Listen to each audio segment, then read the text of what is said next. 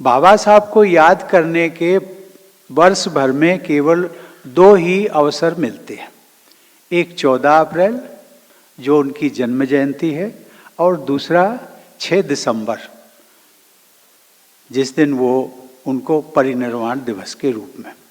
हिंदू मुस्लिम का नाम ही क्यों लेते हैं? जब भारतीयता की बात करते हो आप कहते हो कि हम पहले हम भारतीय हैं, बाद में हिंदू मुसलमान। बाबा साहब कहते थे मत हिंदू मुस्लिम की बात करो, आप ये कहिए पहले हम भारतीय हैं, बाद में भारतीय और अंत में भी भारतीय।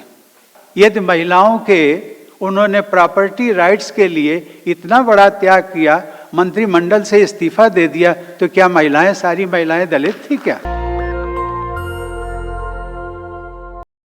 बाबा साहब को याद करने के वर्ष भर में केवल दो ही अवसर मिलते हैं।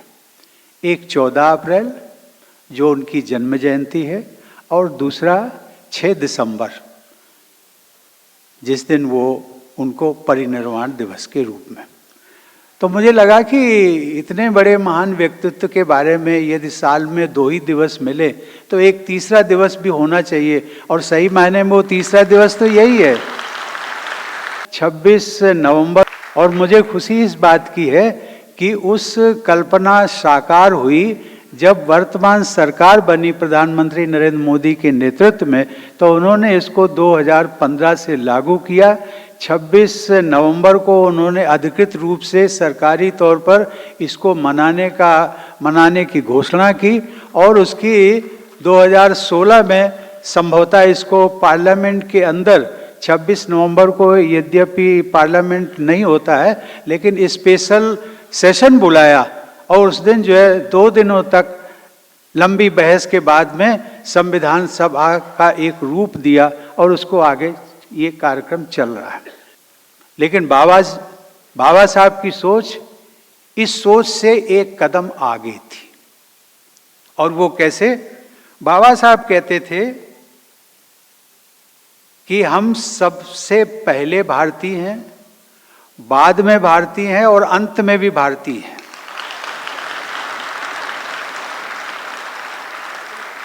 वो कहते थे आप हिंदू मुस्लिम का नाम ही क्यों लेते हैं?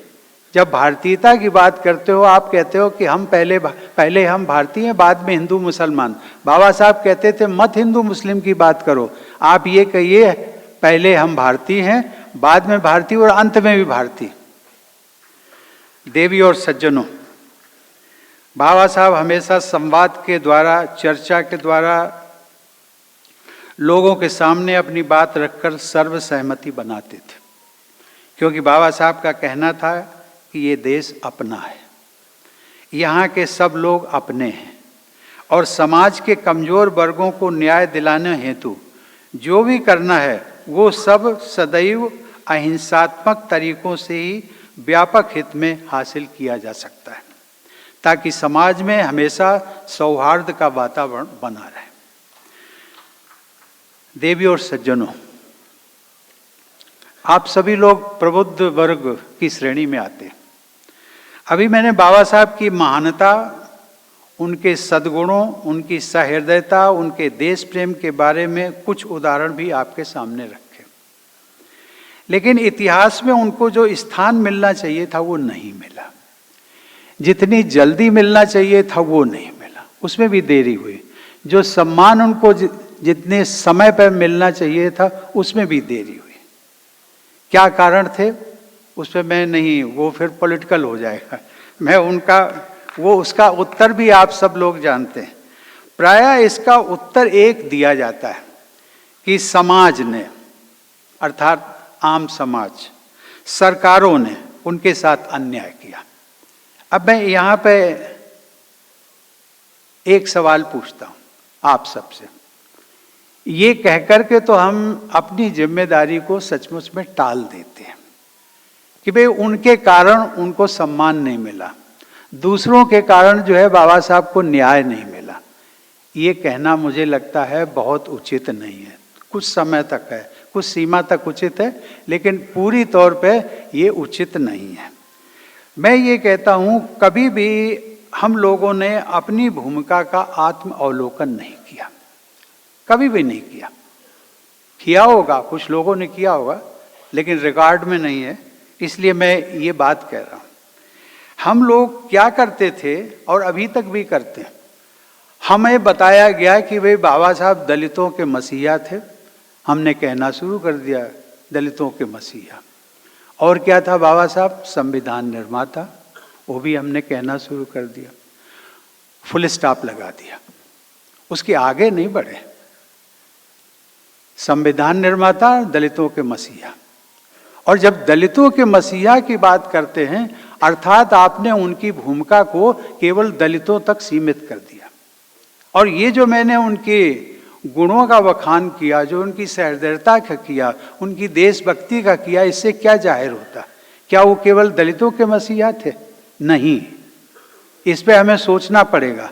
उन्होंने तो पूरे देश के लिए काम किया। कोई ऐसा, यदि महिलाओं के उन्होंने प्रॉपर्टी राइट्स के लिए इतना बड़ा त्याग किया, मंत्रिमंडल से इस्तीफा दे दिया, तो क्या महिलाएं, सारी महिलाएं दलित थी क्या? उसमें तो सभी लोग थे। ये सिंचाई और बिजली की परियोजनाओं से संबंधित उन्होंने इनिशिएटिव लिए, तो वो किसके लिए लिए? क्या दलितों के लिए लिए थे? केवल दलितों के लिए नहीं लिए थे, सबके लिए, पूरे देशवासियों के लिए लिए। उन्होंने यदि रिजर्व बैंक की स्थापना की तो किसके लिए किया? केवल दलितों के लिए नहीं, पूरे देश के लिए, पूरे सबके लिए। क्या हमने बाबा साहब के प्रति अन्याय नहीं किया? सचमुच में थोड़ी बहुत तो हमारी है ना भूमिका अन्याय करने में। हम क्यों स्टॉप कर देते हैं जब हम कह देते हैं बाबा साहब दलितों के मसीहा, संविधान निर्माता, बस बात खत्म हो गई, उसके आगे नहीं बढ़ते। और क्या थे बाबा साहब? हम उन्हें संविधान निर्माता के साथ साथ राष्ट्र निर्माता क्यों नहीं कहते?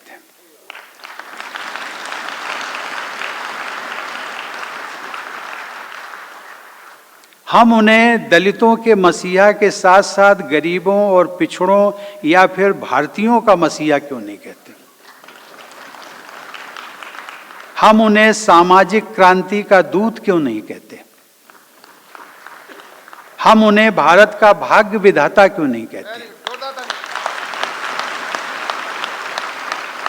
ये सवाल मैं आप सबसे पूछ रहा हूं। लोगों ने हमें भटकाया है। हमें अधिकारों और कर्तव्यों के प्रति सचेत रहना है। ये जरूरी है कि हम अच्छी शिक्षा हासिल करें, ऐसी शिक्षा जो हमें मानसिक रूप से परिपक्व बनाए। बाबा साहब ने इसी प्रकार की शिक्षा प्राप्त करने का पहला मंत्र दिया था कि शिक्षित बनो। कभी आप लोगों ने सोचा होगा, आप में हम भी शामिल हैं, कभी आप लोगों ने सोचा होगा कि वे बाबा साहब ने एक मंत्र दिया था, शिक्षित बनो, संगठित रहो और संघर्ष करो। ये क्रम जो है वो क्रम ऐसा क्यों दिया? सीधे सीधे क्यों नहीं कर दिया कि संघर्ष करो? ऐसा तो नहीं कहा। शिक्षा, और वो शिक्षा मॉडर्न एजुकेशन, वो शिक्षा जिससे कि हमारी समझदारी बढ़ती है। ऐसी शिक्षा नहीं कि हम BA LLB PhD सब कुछ हो गए, लेकिन सही मायने में जो हमारा विवेक का, जो बुद्धि का विकास होना चाहिए था, वो नहीं हुआ। हम अपने भले और बुरे के बारे में यदि नहीं सोच सकते हैं, समाज के बारे में नहीं सोच सकते हैं, देश के बारे में नहीं सोच सकते हैं, तो ऐसी शिक्षा किसी काम की नहीं होती।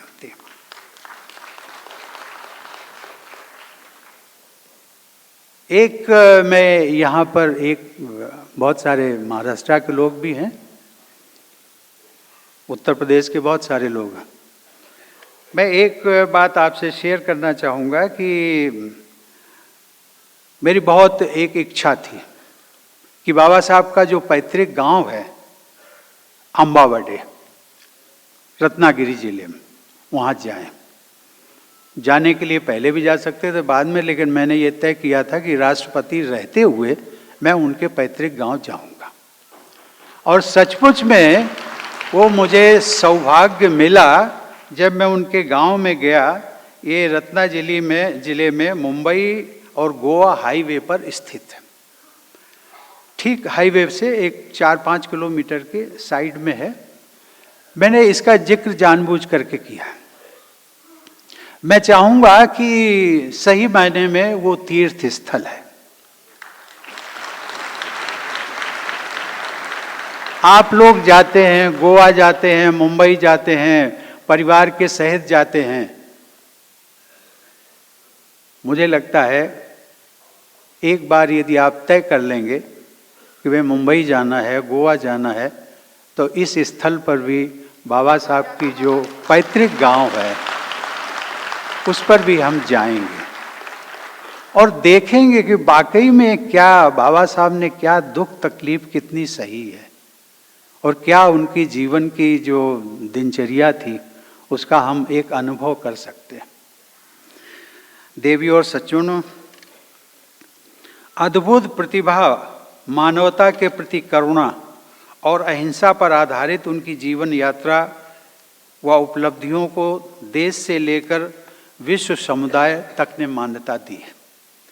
2015 में डॉक्टर अंबेडकर की 125वीं जन्म जयंती के उपलक्ष्य में 26 नवंबर को अधिकृत रूप से भारत सरकार ने संविधान दिवस के रूप में मनाने का फैसला किया। इसका श्रेय प्रधानमंत्री नरेंद्र मोदी को जाता है। सन 2016 में 100 से भी अधिक देशों के प्रतिनिधियों ने संयुक्त राष्ट्र संघ में अर्थात यूनाइटेड जनरल असेंबली में आयोजित बाबा साहब की 125वीं जन्म जयंती समारोह में भागीदारी करते हुए मानवता के समग्र विकास में उनके बहुमूल्य योगदान को सराहा था। अब इसी संदर्भ में मैंने चौधरी चरण सिंह जी की बात कही थी। आज तक भी चौधरी चरण सिंह जी के जो वास्तविक उनका व्यक्तित्व था वो उभर करके नहीं आया और मैं ये दावे के साथ कहता हूं उनमें भी यही है। आप सहमत होंगे जयंत जी, चौधरी साहब को केवल और केवल किसानों का मसीहा, उससे बस फुल स्टॉप लगा देते, उससे आगे नहीं बढ़ते।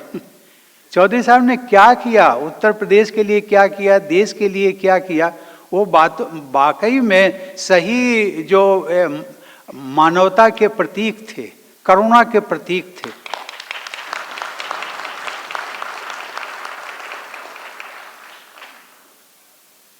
उन्होंने ग्रामीण अर्थव्यवस्था को एक नया रूप दिया।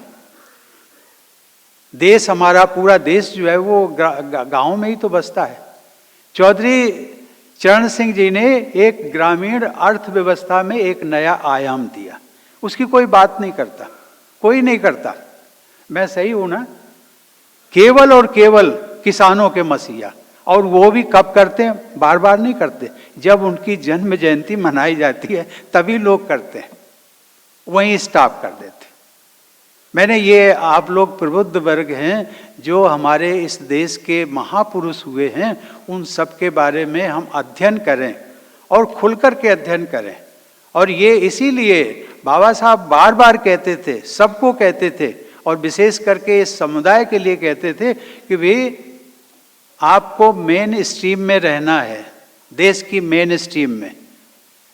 लेकिन कुछ तत्व ऐसे थे जो कि विभाजनकारी तत्व, और उनको लगता था यस, डिवाइड एंड रूल, वो पॉलिसी आज भी वही चल रहा है, उसमें बहुत तब्दीली नहीं हुई है। लेकिन एक बात का मैं उल्लेख करते हुए अपनी बात को समाप्त करने वाला हूं। पिछले माह अक्टूबर में अमेरिका यात्रा पर गया था। संयोग से यात्रा के दौरान मुझे कैलिफोर्निया विश्वविद्यालय, जहां पर बाबा साहब ने अपनी शिक्षा हासिल की थी, वहां जाकर उनकी प्रतिमा पर पुष्पांजलि अर्पित करने का भी सौभाग्य मिला। और आप लोग भी जाइएगा कभी। इन दो बातों का मैं जानबूझ करके उल्लेख किया, उनके पैतृक गांव, और यदि अमेरिका जाने का कभी किसी को मौका मिले तो एक बना लीजिए, न्यूयॉर्क का ही एक हिस्सा है कैलिफोर्निया भी, वहाँ एक विश्वविद्यालय है, उसमें जाइएगा, बाबा साहब के चरणों में पुष्पांजलि जरूर अर्पित करिए। देवी और सज्जनों, हमारा संविधान बाबा साहब के नेतृत्व में लिखा गया आधुनिक भारत का एक पवित्र ग्रंथ है।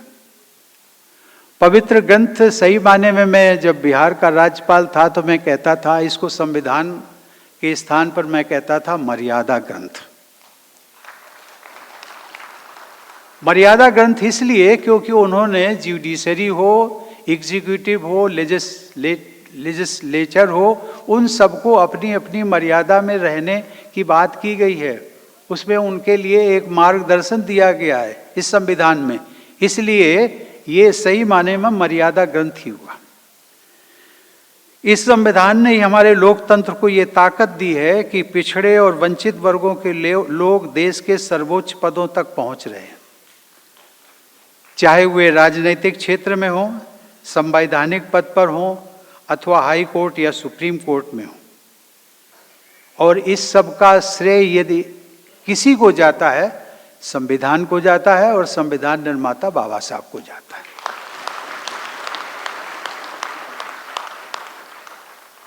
ये भारतीय समाज को सुधारने के बाबा साहब के प्रयासों का ही परिणाम है कि आज इन वर्गों के लोग आधुनिक भारत के निर्माण में अपना महत्वपूर्ण योगदान दे रहे हैं।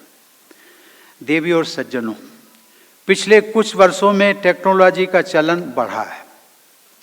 ऐसा विशेष रूप से इसलिए है क्योंकि हम तेज तकनीकी परिवर्तन के युग में रह रहे हैं। इसका समाज के हर वर्ग को लाभ मिल रहा है। डिजिटल टेक्नोलॉजी द्वारा financial inclusion and direct benefit transfer एक ऐसा उदाहरण है जहां टेक्नोलॉजी ने जन कल्याण की योजनाओं में करप्शन, डाइवर्जन और लीकेज को रोककर सामाजिक न्याय को और भी सक्षम करने में मदद की है। आधुनिक टेक्नोलॉजी ने हमारे सामने एक चुनौती भी खड़ी की है।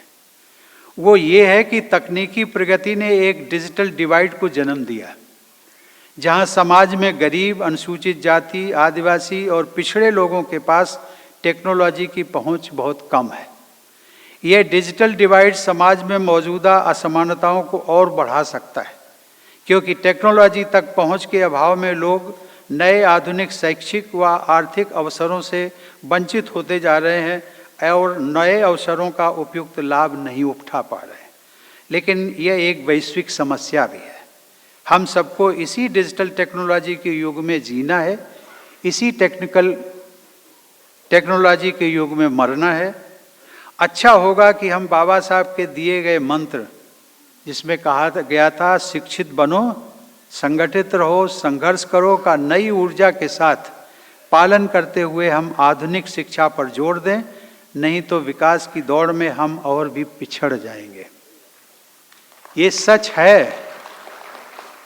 यदि हमने अपने बच्चों पर, मैं पूरे देशवासियों के लिए कहता हूँ, खास करके जो ग्रामीण इलाके में रहते हैं, आप कुछ भी करें, कुछ भी मतलब ऐसा नहीं कुछ भी करें, लेकिन आप अपनी अर्थव्यवस्था, जो आपकी आजीविका है, उसमें से अधिक से अधिक धन आप अपने बच्चों की उच्चतम और मॉडर्न एजुकेशन पर खर्च करें। आज यदि आपको टेक्नोलॉजी पर नहीं है, लगता है कि नहीं इससे कुछ फर्क नहीं पड़ता, आप ट्रैवल करके देखिए, इंडिया में ट्रैवल करके देखिए, बाहर जाइए, बहुत दिक्कतें आती हैं यदि आपको टेक्नोलॉजी से आप अनभिज्ञ हैं। और ये चीज़ें अभी जो मॉडर्न युग में और भी चीज़ें आती रहेंगी, हमारे जीवन में आएंगी, उसमें हम और भी पिछड़ जाएंगे। 26 नवंबर 2024 अगला वर्ष, उसकी भी मैं थोड़ी सी बात करूंगा।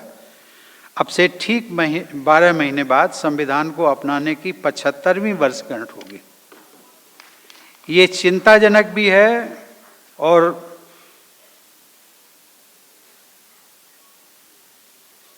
कंसर्न भी है हम सबका कि हमारे बहुत से नागरिकों को संविधान के प्रावधानों के बारे में विस्तृत जानकारी नहीं होती है। उन्हें इस बात का पूरा आभास नहीं होता है कि संविधान हम में से प्रत्येक व्यक्ति और हमारे पूरे समाज के लिए क्या मायने रखता है। आप सबको मेरा सुझाव है, एक सुझाव, जब 75 वर्ष हम संविधान के पूरे होने पर करेंगे, उसको भव्यता, दिव्यता और एक ग्रैंड शो के रूप में, केपी चौधरी जी आपसे अनुरोध कर रहा हूं, आप मनाइएगा। तैयार?